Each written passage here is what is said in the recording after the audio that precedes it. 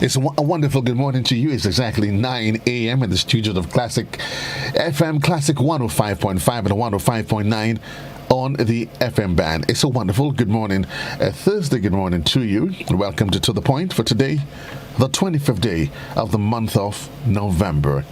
My guest this morning coming from inside of the Ministry of Education, and she's Natalie, Pierre, Calliste, and she's a literacy coach and coordinator attached to the Early Learners Program.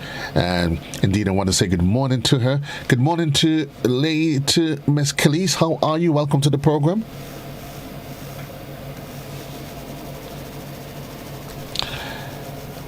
Natalie, could you on your microphone is still muted.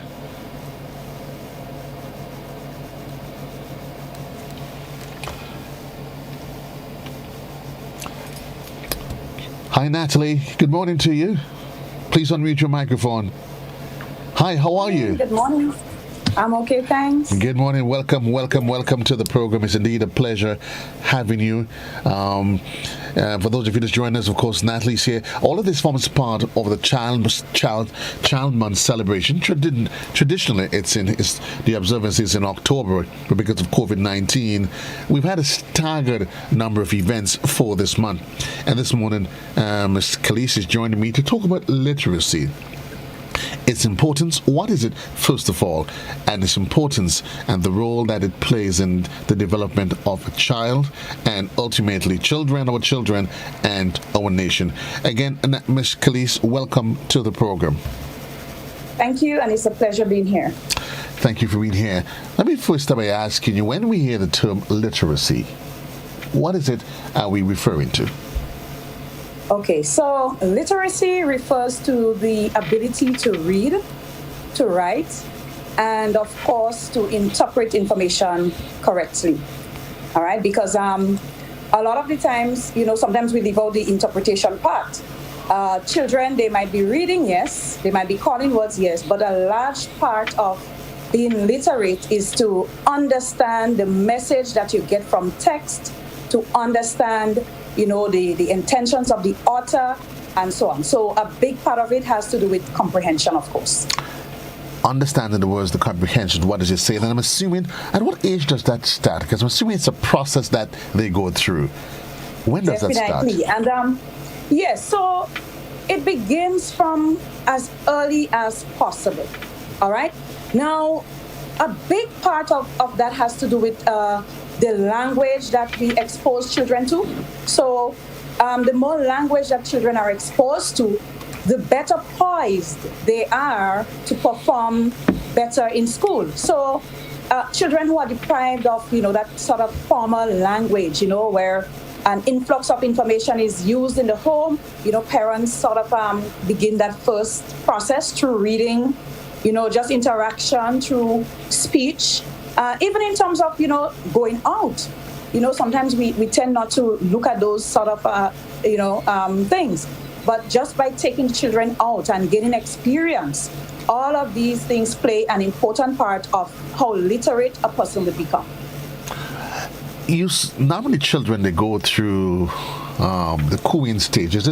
There's a developmental process. They go through the cooing and those processes. And how important is it that they understand, that the first parents understand and appreciate those early years, and for the child to be introduced to it, as you said, quite there and then? How important is it? Right. So as I mentioned, that early stage is where language develops. Now, we do not born with a language system. It's not something that we're born with.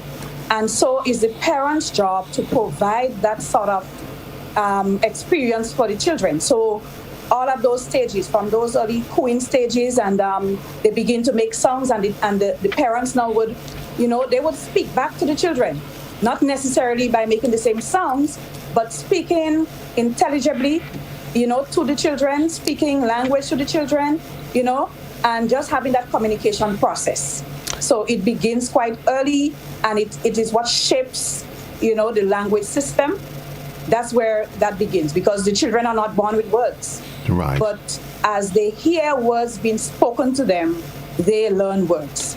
So the less, and that's why if you notice, people who are deaf, they wouldn't speak. And it is simply because they have not been hearing the language. So I think that sums it up very nicely.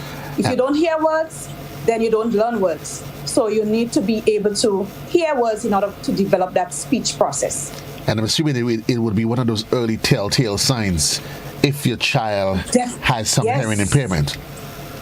Right. So these are some of the signs too that parents need to be looking out for, because, sometimes the parents don't pick up these things very early. So based on, you might be speaking to your child, and based on the responses that you're getting from the children, you can tell whether they're hearing you or not. And so you might be able to have some intervention done or something of the sort. But definitely that's where it begins. And these are definitely the signs. You've highlighted the importance of that interaction, being in an environment where they can hearing things, sounds, they pick it up. But we live in a culture, and you talked about speaking to the child intelligently. And I'm asking this on the backdrop because we grew up in a culture where we teach our children Mama Chunkalu and Pukachu and all sort of one, in my estimation, makes no sense to a child. Are we doing the children a disservice, or maybe even ourselves? Well, traditionally, as you rightly said, it's done. All right, and it's sort of I don't want to say we're doing them an injustice, but it has to do with, the social interaction as well. So it's used as a form of play sometimes. Okay. But my recommendation would be to use language to the children that they can understand. All right? Because as you said, some of these, these utterances, they make no sense. And we need to be speaking things that the children could understand so that they develop that sort of language that we want them to. So over the years, I think we have been getting out of that. And so we're seeing more parents using, words to interact with their children, even if it's by playing or, just being sociable. We have been getting away from that. But we need to be speaking words that the children can understand, and especially in this day and age too. We have moved away a lot from some of those things. The children from the onset, even in terms of the technology, they hear words. So it's important that we continue that process and ensure that they're learning words so that they can use not just for speaking, but these words are going to be used for writing as well. So we need to be focused on getting them to learn the language. And we're going to talk about how that translates itself later on in time, in the years, in terms of comprehending that which they are reading. How about music? So what about music? What role does music play in those early cognitive years? Well, again, the music, we learn a lot through music as well. And music has a way of interesting persons. We get attached to music. We're drawn to music. And so even in those early years, the children, they get drawn, to language by the rhythm and the rhyme and so on. So it plays an important part in fostering that oral language development as well, and in learning of words and so on as well. I'm seeing more and more that it's important for the parent to understand and appreciate the role that language plays in a child's development, so that they themselves can take that pivotal responsibility in ensuring that they impart the right information onto the child. Definitely. And a lot of this language, I should hasten to add, is learned through reading. Right?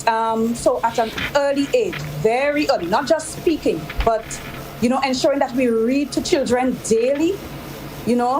These are ways in which we ensure that the children are learning. And actually, when they listen to stories, they learn how language works. So they're actually hearing it in context, and they're learning how language works. Now, you can tell when you listen to children, you can tell the children who have a white background, they have been immersed in a lot of oral language through reading or just conversations. You can tell because their vocabulary is wide.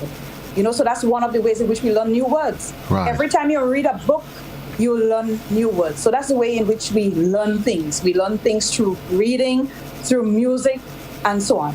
Okay?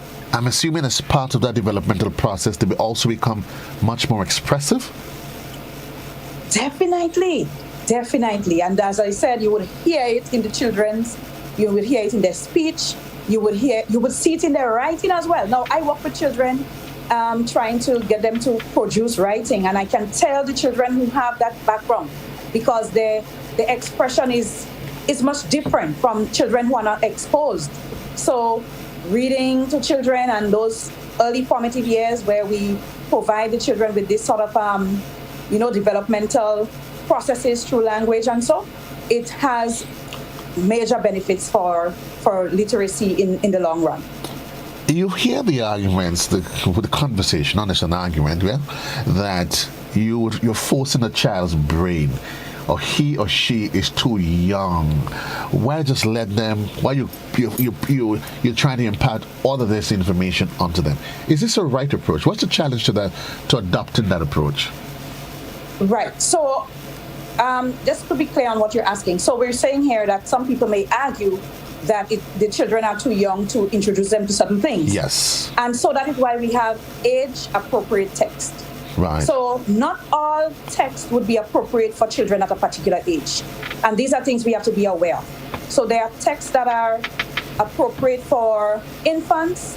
Some of these books, when you look at them, there are no words, but there are pictures. And so you discuss the pictures, you talk about the pictures. You don't necessarily have to read, or you can pretend to read, So these books have pictures, and so children, they begin to look at the pictures, and based on how, they're introduced to the books, they actually, you assist them with their imagination and so on.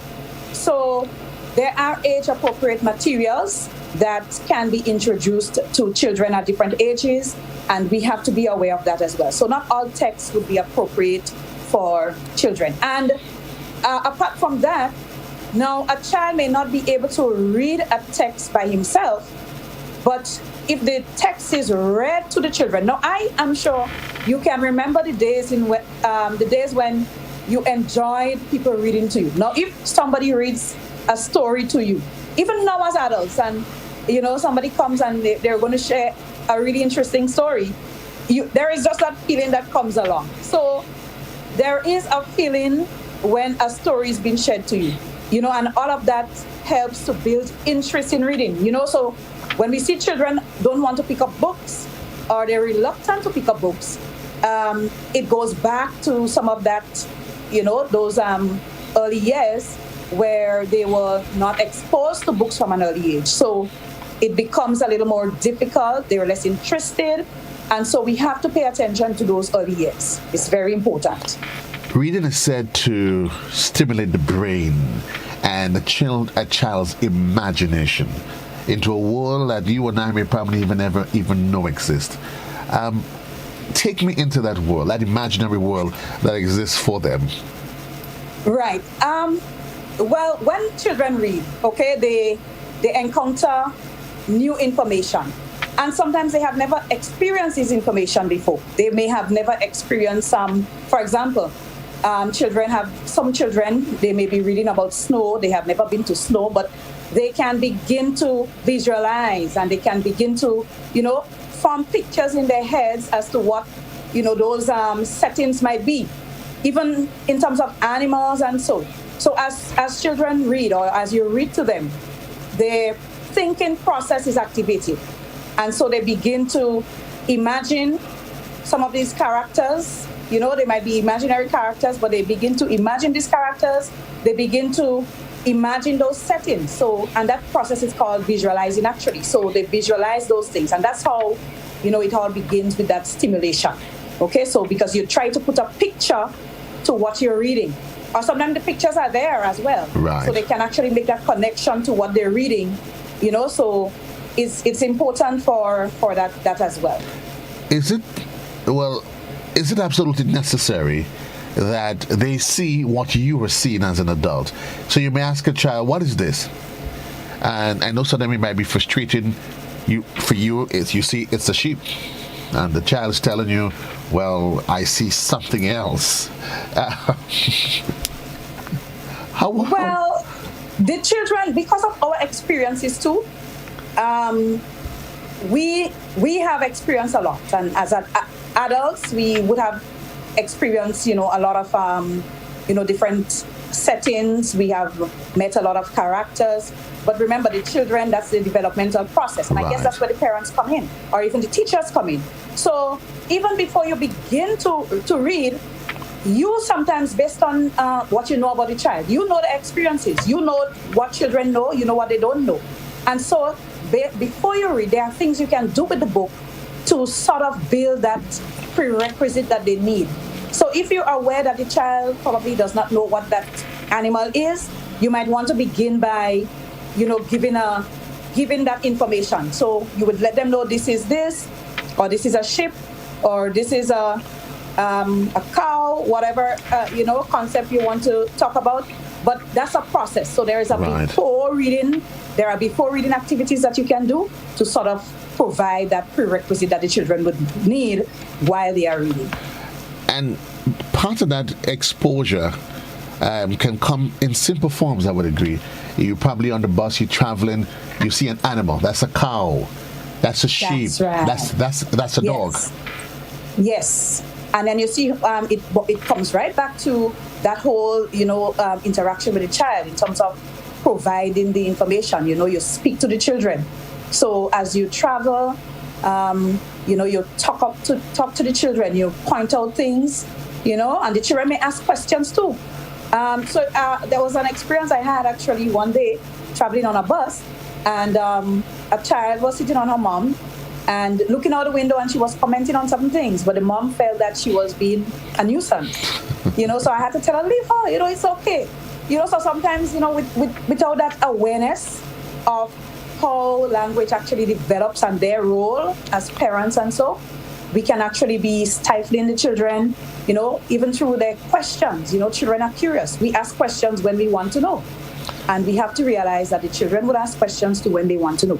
So all of these, these are basic skills that as parents we need to foster in children. We're going to get into the mechanics of it, what exactly different techniques and so on. But would you say, as a literacy officer, as a coach, that therein lies the difference in, let's say, West Indian children, I want to probably say, let's give it up, Grenadian, because people might figure, West Indian children, Grenadian children, you compare a Caribbean child with a North American child, and our children on average, they tend to be introverts, quiet, shy, as compared to a North American child at the same age, or even younger, and they seem like, and you start going, wow, is that a 6-year-old? Yeah, I clearly understand what you're saying. And I want to believe that has a part to play. We tend to shut them up because maybe we feel that they talk too much sometimes. When you listen to the North American children or, other children from other countries and so, they ask questions and their parents provide the answers, and I can even talk about my nephew. I have a nephew who lives in the US, and he would ask questions. I remember one day he was on a flight. I can't remember where he was going, but he was asking so many questions that the pilots allowed him to sit in the cockpit with them. Wow. So you see the kinds of things we see, and I guess it's from its perspective, and also it's awareness again, right? So they knew the benefit of fostering and nurturing that curiosity. So he was curious and he was asking so many questions, so I guess he would remember that for life. He sat in the cockpit, maybe just about the age of 6 or even 5 with the pilot. So we need to realize that all of these things, they play a part in, the way our children are cultured, the way in which they acquire language, and the way, and actually, ultimately, their literacy later on down the years, their reading and writing abilities and so. And it may just help to develop their career path. Their career path as well, definitely. In yes. Grenada, a child. So Go ahead. Go ahead. Sorry. Now I was just saying, in our okay. in our culture, a child that is that we say they fast, hush your mouth, you're talking too much. But in fact, what they're doing is that's a brain that has been stimulating. You never just, that's the investigative part of the brain, to explore and ask questions. Yes, and children are supposed to be curious, all right? Because if you're not curious, you wouldn't want to learn. But when you're curious, you want to find out more. But if from, maybe the first few occasions you're told that you're doing it too much, maybe you'll want to sort of withdraw a bit. Right. So you lose that confidence that you had as a speaker, so it's important that we allow them to speak and so on. All right. Now, I'm not here at all hinting that we should allow them to just run wild, because I think in everything that we do, we still have to foster, in terms of manners and so. Correct. The children, they probably, while doing it, you let them know, okay, if I'm speaking to someone, you need to wait until I'm done, and all of these little things. So you bring in those things as well, so that the children, they can decide when it's best and so on. So we don't. I'm not hinting at all that we should just let them do and say what they want. But if we incorporate the manners and courtesy and all of these things into that, I think the children will be well on their way to being literate and learning language and so. And you would well agree that you can tell the difference in the child, that because children normally would try to have their way with parents. That's children naturally, yeah.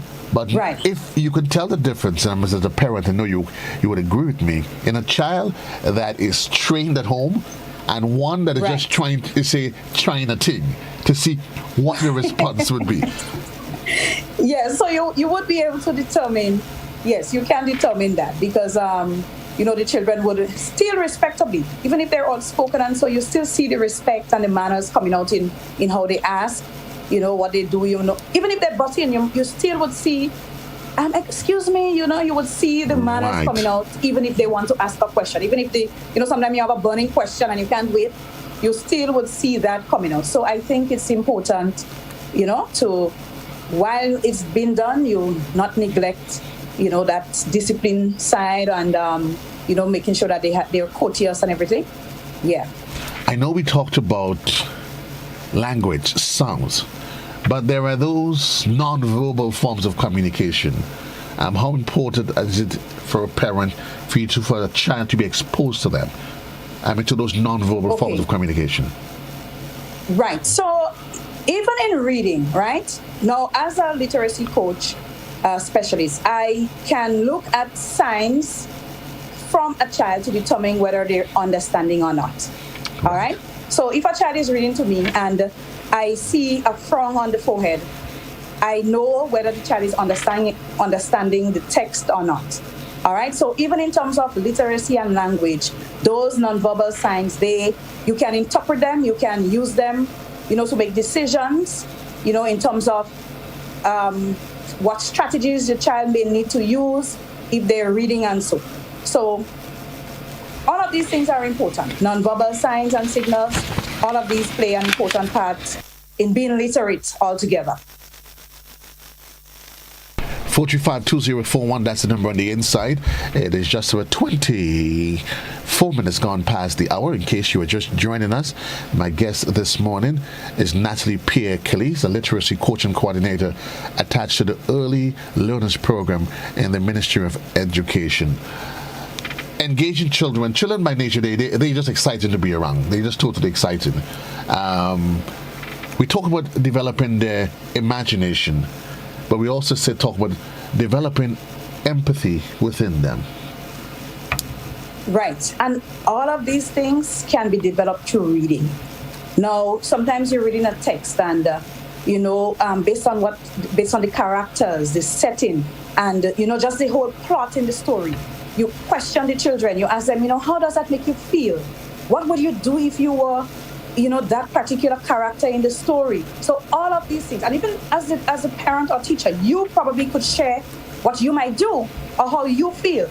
So all of these things help to develop empathy, helps children to understand other people's perspective and all of those things. So stories, I cannot begin to say how important it is to read to children, and the types of stories that you choose. Now, even too, sometimes you might notice a particular behavior in a child, and you don't necessarily have to yell or talk, as how Grenadian parents, we talk a lot and we quarrel a lot. My children always tell me that.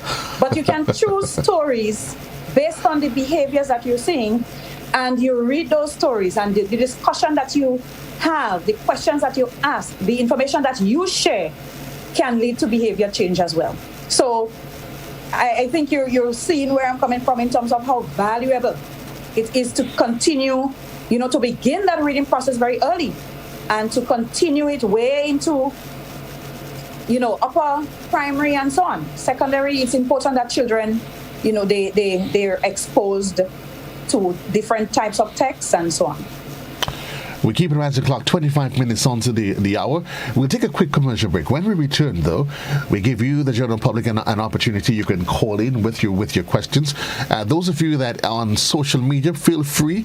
You can submit your questions via the social media platform. And certainly once you submit them there, whatever your queries, I will pose them to my guests. You can also submit your questions via the WhatsApp portal as well, 435-2041. All questions, certainly once we get time, we are going to entertain them.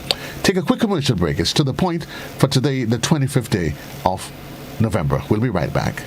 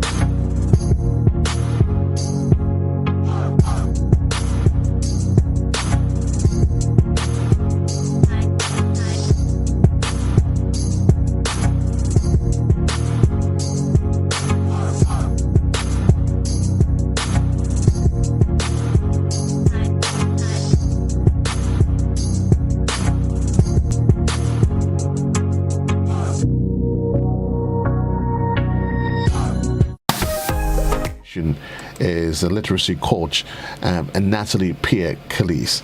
We have a caller on the line. Good morning, caller. You're live. Good morning. Yes, you're live. Go ahead, please. Yes, I'd just like to say it's quite an interesting program this morning. I'd like to congratulate you for having this great content, very knowledgeable presenter, I'd say, and the topic is very relevant. I'd like to commend GBN for this program this morning, and I'd like to see many more such programs. Thanks again to your presenter and to GBN. Thanks again. Great. Thank you very much, caller. Sure. 45. Sorry, I didn't hear the question. No, she was just complimenting us on the program and acknowledging the fact that you were coming quite fluent, eloquent, and she was just applauding you on that. Oh, okay, thank you. So, hats off to you. It is just an hour that we have. Let's talk about, if we can, different type of techniques, and some of the problems you would identify, and how do you address those literacy concerns in children? What are some of the more paramount challenges? Okay, so I'm going to take some of the probably problems that we have. I'm going to take those first, and as we wrap up that one, I'll take the other. So yes, some of the problems that we have seen in terms of literacy, we have one, limited background information, as I mentioned earlier. So that has been a challenge. The children, they have not been exposed. And so, you meet information in books, and sometimes they have no idea what they are. All right, even when they're reading by themselves, the poor vocabulary, and the limited background information that can pose a problem. Now, even if the children are reading, they're able to call words, and they meet a particular word, they can decode the word. But if they don't know what the word means, that is a problem. All right?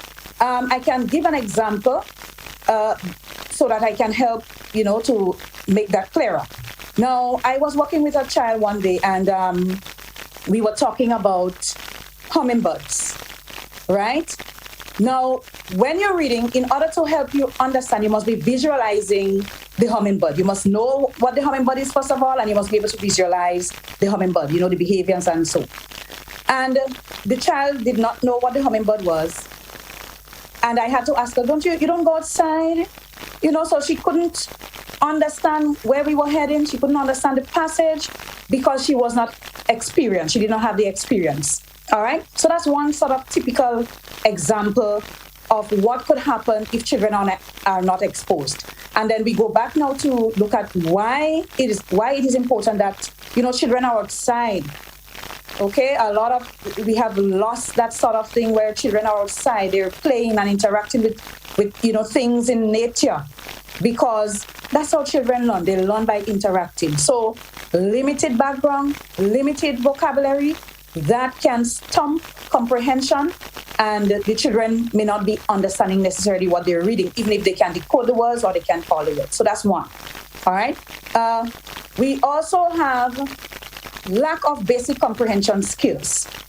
Now, I don't know where or when it started to sort of be passed on to children that reading has to be a process where you read without taking a pause from beginning to end, right? So children, you call a child to read, and they would read from beginning to end. Now, during the reading process, there is something you call monitoring. Okay, now monitoring helps you to know when you have lost comprehension. Now, even as a teacher, when you're listening to a child, you can tell when a child has lost comprehension. They're not understanding anymore. Based on how they're using their punctuation marks, based on their tone, you can tell. Right. And so I have to always be pointing out to children that you need to stop after a paragraph, or even when you meet an unfamiliar concept, you meet something that you don't know, you need to stop. You can stop and think. And we do it all the time as adults. We might be reading, and I've seen people do it. You might be reading and you pause and you can see the thought process being activated. Right. Now, all of these simple things, sometimes these are little strategies that the children are not aware of, right? So they need to monitor. They need to stop at the end of different paragraphs so that they can summarize what they read. They can make sure that they understood before moving on. Again, adjusting the pace of your reading. Simple as that. Now, there are different types of text. There is the narrative that the children are more accustomed to. There is also the expository, which sometimes can be a little more difficult, because in a lot of expository texts, there is a lot of concepts that the children are meeting for the first time. Now, when you're meeting information for the first time, you need to approach it differently. So once the children realize that it's an expository text, they should change their pace of reading. You cannot read a narrative with the same pace and rate that you're going to read an expository. So adjusting the pace of your reading, that's another problem that sometimes the children, they would have problems with their comprehension because they don't have those basic skills. Before you go on, do I have a question that's coming via social media? And it says, Sure. The person says, I'm an early childhood educator, and I was taught that children develop language through play. Now, reading is important, and we are encouraged to incorporate books in all play areas in the classroom to help with language development. So, shouldn't play be the main focus for language development for children's birth? At least 3 months? At least 36 months? And the second question, are nursery programs on island play-based to develop all-round development of children, physical, emotional, language, cognitive, and their cognitive development? A question coming from social media. Right. So my response to that is simple. Now, developing literacy cannot be like a one-off thing.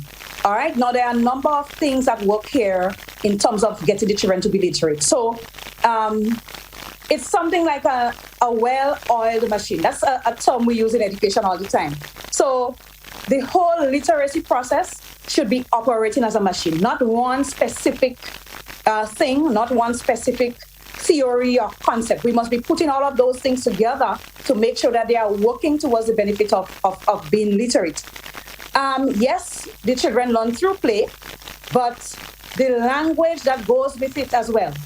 All right, the reading and so on, that provides all of the things that I spoke about before, the empathy and the language development, in terms of vocabulary development and so on. The children will be playing, but if they are not hearing language, they still would not be using language. So all of these things work together. It is not a one-off strategy or a one-off theory. We must be putting them together so that they work in unison, they work in sync. Now think of it as when you open the hood of your vehicle, you don't just see the battery alone, right? You see all sorts of different mechanisms in there, and they must be working together so that the car could get moving.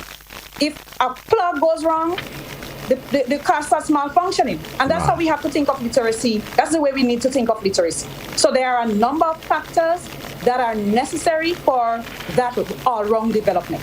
And if we neglect one, then we would have deficiencies in certain areas. So we need to pull in all our resources together and making sure that all of those things are connected so that the children can develop the all-round ability. Right now, the next part of the question has to do with the nurseries and so that encourage play. And I want to believe, yes, I have seen, our nurseries and our preschools, they are equipped. Maybe some would need to be more developed, but I believe that we foster that sort of interaction there. Maybe what we may need to do more of is educate our parents, because sometimes parents may think that the children are playing too much. Now, even as the children in the nurseries, right, or preschools, there is a corner where the children dress up. So you might put certain things in there, certain props and so. And the children would go there and they would dress up, and then you would hear them talking to each other, and you might see one pretending to be mommy. They have bag on their shoulders, they have on their high heel shoes, and they would have the language to go with it, because they know what language is associated with with that kind of behavior or whatever they're portraying. Right. So you strategically place these props or these things in there so that the children can pretend play. You have like a lot of the empty containers that you use at home. You might put it in the shop corner so the children can pretend that they're selling, because all of these concepts, they have specific language that goes with them, right? So in the shop, you would have the language that they would use in the shop would be different from the language that they would use as a doctor or the language that they would use as a teacher. So once they're playing, you see they switch in, right? And all of that helps to develop the language. Now, even in terms of learning from each other, because a child may not be exposed to a particular concept or, but in playing with other children, they learn from each other as well. Right. So even if the child might be playing doctor, the other one would be learning language and so. So the point I'm making here is all of these things work to create that literate society and to develop the child, the all-round ability of the children. So we cannot neglect these things, and we have to ensure that we educate our parents and other persons in the community about the benefits of those things, because some people don't seem to understand the value of these activities or these things that are fostered in schools and so. I have a caller on the line. Good morning, caller. You're live. Hello, good morning, Mr. Yes. Cadore, and good morning to your guests. Good morning. Go ahead, please. I am very happy that this English program is on. Only recently it was brought to my attention that there seemed to be a shortage of teachers of English, and in the secondary schools in particular. And also, from time to time, you listen to some of the people who are supposed to be teaching English, and they have a problem with their pronunciation. We Grenadians are also torn between British English and American English, and we don't seem to know where we stand. Now, how do we solve this problem?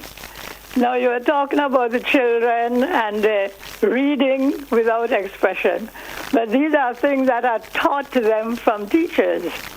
The punctuation marks, you know what they are for, what is their use, where you pause, where you drop your voice, where you raise your voice, intonation, and these sorts of things. So a lot of it really lies, okay, at home there might be parents who can help the children with reading, and they do that. But then again, a lot of children is when they get to school, they would learn all these things. So it's a very interesting program. But I will say that it starts right up from the top, the people who are teaching the children English and how they get it across to them. Thank you very much. Thank you very much, caller. Thank you very much. We will look, our eyes always on the clock, peel on the clock, 20 minutes on to the hour of 10 o'clock. Coach, allow me to call you coach, because I want us to cover as much as we can within the hour. So we talk about literacy, its role as part of a developmental tool for the child, how it affects their ability to interact. They develop and they go through life. Let's talk possibly on the challenges that if an individual that is not developed properly, how does it affect them as they go through life, and then how does that translate to what happens to our society?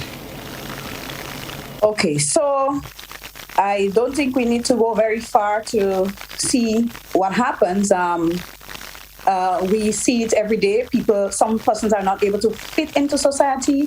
You know, if you have not developed your reading skills and your writing skills, obviously you would not do well at your exams. First of all, we speak a lot about education being the passport out of your situation, your present situation. And so some persons, they remain in that situation just because they have not acquired, those literacy skills. And it translates into what sort of the quality of your life, as you become an adult, the quality of your life. So it is very important. And what we sometimes notice is that there is a ripple effect. Right now, in a lot of cases, we have seen individuals who rose out of their situations. But you sometimes, if you trace the families, you can see that it's sort of like it's a ripple effect, and it goes down the road with sort of no end, right? So if you're not educated, the interest you placed on your children when they become adults would not be as if you were educated and the value of education, right? Now, as I said, there are exceptions. There are persons, they were in a certain situation and they were able to overcome their differences, and so they have moved up and they have made a better life. Right. But a lot of the cases, we still have that sort of situation where, an entire family is going through, certain things because of stagnation. Right, sort of like a generation, a problem in the entire generation, yeah. We have, good morning, caller, you're live. Good morning, Joe. Good morning. Good morning to you. My question may be a sort of a repetition of the last caller's question. What is the ministry doing to ensure that the teachers are well equipped to pass on those skills to the children? The skills that children have to have in reading. Yes. As it relates to punctuation, intonation, understanding of the material that they read and so on. How does the ministry know that the teachers are well equipped to convey or to pass on those skills to the children? Thanks a lot. Okay. Thank you, caller. Right. And I guess that's where my role comes in as a coach. Now, as a literacy coach, what we do, we sit in the classrooms when the teachers are teaching, all right? And we pick up on their strengths, we pick up on areas that they need development in. Now, from that information that we pick up, we can decide, okay, do we need to do an intervention in the school based on trends that we have seen? Do we need to do an intervention with the department. So as we sit into the classes, we give feedback and we provide professional development in different areas based on what we pick up. Now, additionally, we have a number of programs right now that are ongoing where teachers are being trained and so to better equip themselves, or that the ministry has involved them in to better equip them with strategies and so. All right. Now we have had a lot of traditional strategies, and we are moving into an era where, we have new strategies that we need our teachers to be exposed in. Now things are not the same as how it was 20 years ago. And so we have embarked on a number of projects. We have teacher training. There is the training that goes on in the summer, where a lot of these needs are identified.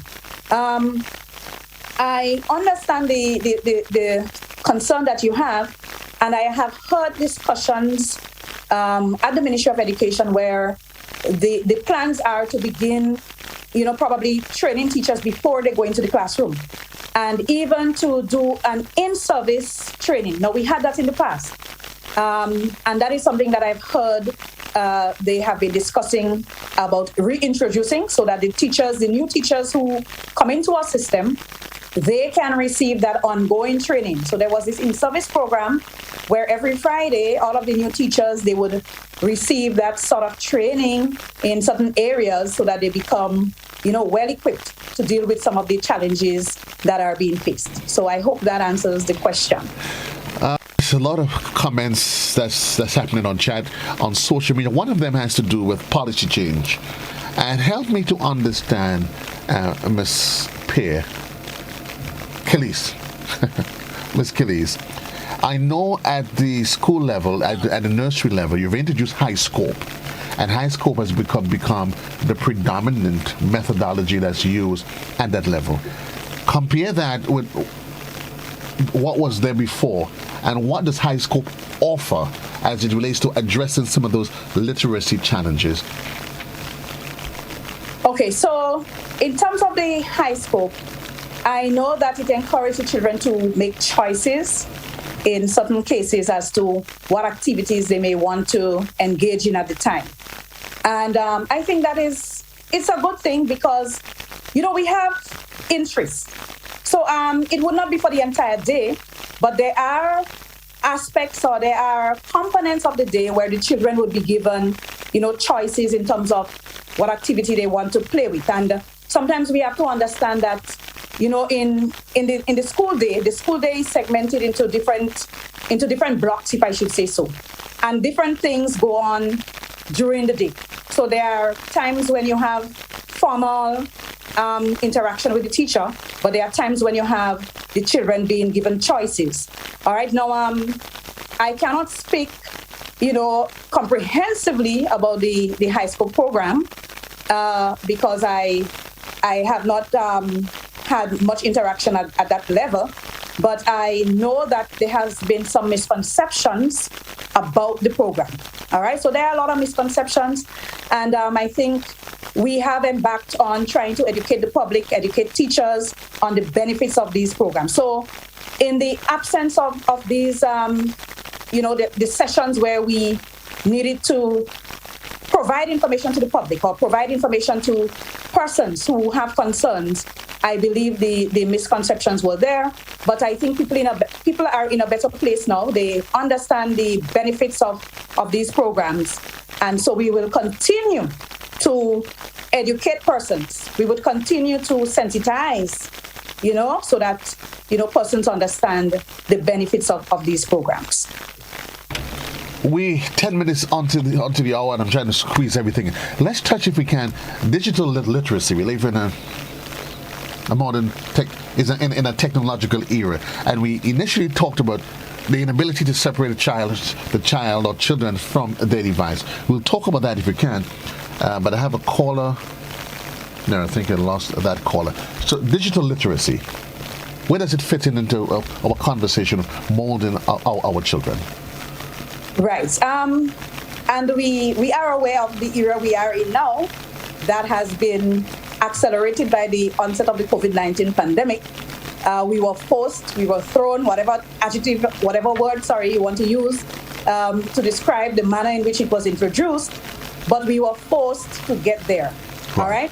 And digital literacy refers to the ability of an individual to use skills to locate information online, access the information, to use the information, interpret the information, as well as to communicate. All right? And when we were just introduced to a lot of the online learning and so, we know the challenges that were faced with parents. Some of them could not get on Zoom. They did not have the skills. And some of the children, it took a long time to really get them connected. And so digital literacy is really critical right now in terms of ensuring that learning continues. Now, we do not know where we're heading in terms of the pandemic. And not just the pandemic, but there are other things that could come up. For example, we have natural disasters. What if something was to happen and the school building was destroyed or, was damaged and the children had to be home for a period of time? We would need to continue online. And so digital literacy has become a critical aspect in our education system right now. And we need to embrace it at all costs because it will become the means through which we stay connected and we continue learning, we continue education with the children. Because imagine what would happen if we did not get the children back, into the virtual classrooms. Imagine what would have happened where they would be right now. So I think it's a critical part of where we're heading right now. Good morning, caller. You're live. Your question, comments, please. Good morning, JC. Good morning, Miss. I would like to say I really enjoy this program this morning. Really, normally I don't call like this, right? As a student of psychology and the arts, right? I really want to commend you, especially Miss Pierre, in raising awareness for children and literacy. However, my question is more, I know it's geared for children, but program like this should be extended to parents because the many factors or circumstances that children are brought into the world and enough planning in some cases were not done for like teenage pregnancy unplanned, right? So in case like that, if parents are not ready or capable, I find like there should be programs implemented in place, right, to also assist on a national level, not only children, but parents, because there's many ills within the home and the family. Yes, family is the first institution to teach and socialize with children. However, we live in a society that it's not always like that. This situation, I'm not trying to be long, I'm concluding, but I'm just saying in this situation, we should cater for the parents as well because we live in a society that's a lot going on in the home. Okay. And illiteracy starts in the home. Do I need to respond? Okay, thanks, Scott. I think yes. Go ahead. Right. So he spoke specifically about teenage pregnancy, and I want to believe he was hinting at, giving children the opportunity to continue their education. And so we have PAM, the Program for Adolescent Mothers, that's ongoing presently. We also cater to assisting parents, while I would agree that maybe more could be done through programs like these, at the school level. There are programs organized where we try to sensitize parents. Even I've known schools that has organized literacy sessions for parents, to sort of make sure that they're equipped with strategies and so that they can help their children. So we have done a bit of that, although, as I said, maybe we need to heighten our efforts and, it's through programs like these, we would reach more people. So maybe we need to do it on a regular basis, right? So I would agree, but we have been we have been doing some things to help. And I'm assuming that's where involvement with the PTA comes in as well. Right, yes. So through the PTAs and so, your PTA does not always have to be a session where you speak about problems that you're having with the children. Your PTA could be a PD session for parents. So you can vary, the type of information that you present at your PTA meeting. So it does not always have to be a case where you're asking for funds or you're identifying, probably problems that you're having. It can be a session where you provide some development for parents, because we would pick up on the types of parents that we have from the school. And even that is a form of assessment. You know the parents that you have. Even while you're on Zoom now, we have picked up on parents that can help. We have picked up on parents that cannot help. And so we must be putting things in place so that we can assist those parents in developing some of their literacy skills as well. Ms. Calliste, time is upon us, and there's so much we could discuss. But I want you to highlight, just to hone in on the point for me, the importance of parents being able to appreciate and accept the responsibility, that first stage responsibility of imparting knowledge onto the children and the role that they play. Because very often we live in a society where parents, they dress the children, send them off to daycare, preschool, and they assume it's the teacher's job, and the teachers do have their role. But it is more so important that those first learning takes place at home. Right. And we have heard in the past, and we continue to hear that education begins in the home. All right? Those very first years of education, it is actually, it begins with the parents. It begins right in the home. And so that's why we mentioned about the reading and the language that we speak with the children, the play that we encourage, the exposure that we give to our children. So we don't have them, sort of shut in, but we tend to take them out and give them the different experiences. I used to be really excited about taking my children out so that they can learn new things, because sometimes even in terms of writing, now writing becomes difficult when you don't have information on a topic, right? So a child has never gone to the airport, or maybe he has never had a birthday party or a school fair. If the children don't attend these things, sometimes how far can your imagination stretch, right? So it's important that we expose them to books, right? All different genres of books, different, we use books that would provide, that sort of values to the children. All of these things, they come from reading and so. So the home is where it begins. Now, the school will continue. We would continue, but it should not be a case where the children are just left and, you're waiting for everything to be done at school. The children who receive these sorts of support from the home, they are at a better place. They're at a greater risk of succeeding. Well, I shouldn't say risk, but they're at a greater advantage.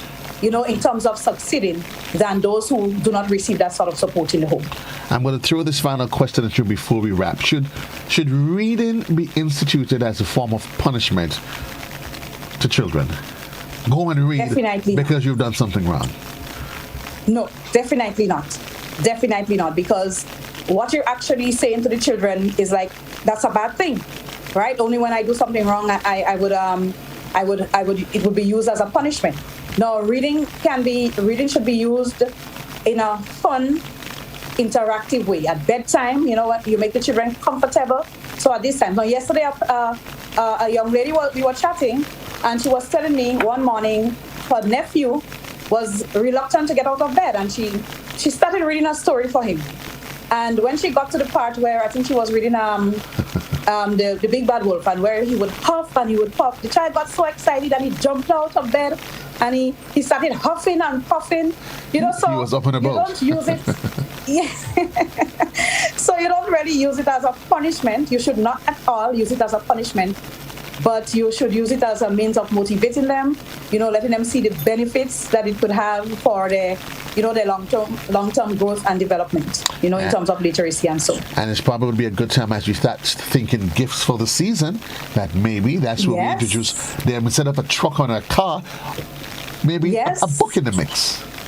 Right, yes. I remember there was a year we had a promotion. I could still remember the song, Give a Child a Book for Christmas, give a child, there was this promotion, where parents were being encouraged to buy a book for children instead of the toys and the gadgets and so. So definitely.